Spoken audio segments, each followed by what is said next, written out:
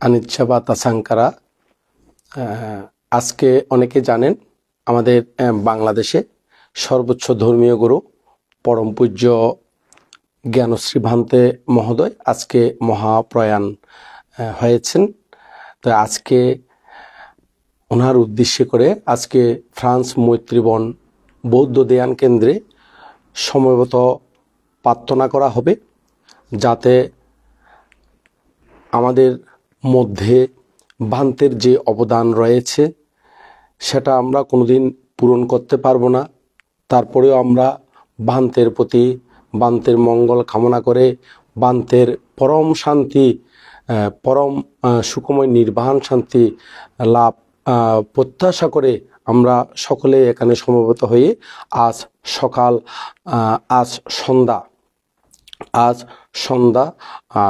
6:30টার মধ্যে এখানে সম্ভবত বন্দনা এবং পুণ্যদান করার জন্য এখানে সম্ভবত প্রার্থনার আয়োজন করা হয়েছে। অনেক ছেলেরা আসবে, বেশ কয়েকজন আসবে।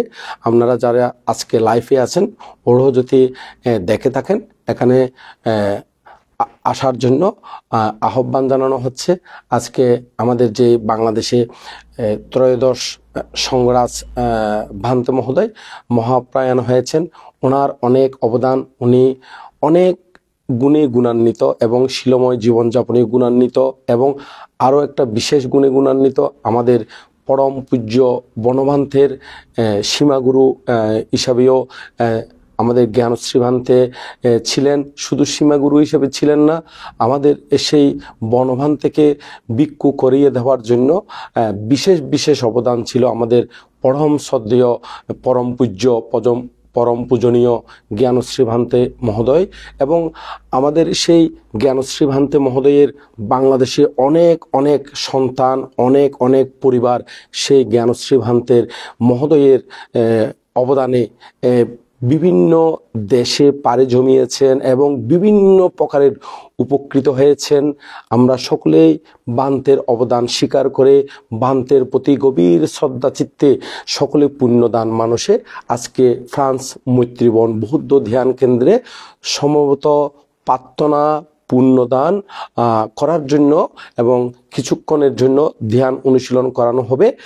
আপনারা সকলে এখানে 6টার মধ্যে সন্ধ্যায় 6টার মধ্যে উপস্থিত থাকার জন্য আহ্বান জানাচ্ছি এবং 6:30টার মধ্যে সম্ভবত বন্দনা প্রার্থনা আনুষঙ্গিক অন্যান্য পুণ্যকর্মগুলি আমরা শুরু করব। আমিও এখানে সেই ফ্রান্স প্রবাসে এসেছি নতুন। এখানে অনেকের সাথে আমার এখনো কানেক্ট হয়নি, অনেকে এখানে এসেছেন বটে, কারোর সাথে আমার ওই কন্ট্রাক্টে কারোর সাথে তেমন একটা যোগাযোগ হয়নি, কারণ নাম্বারও আমি রাখিনি।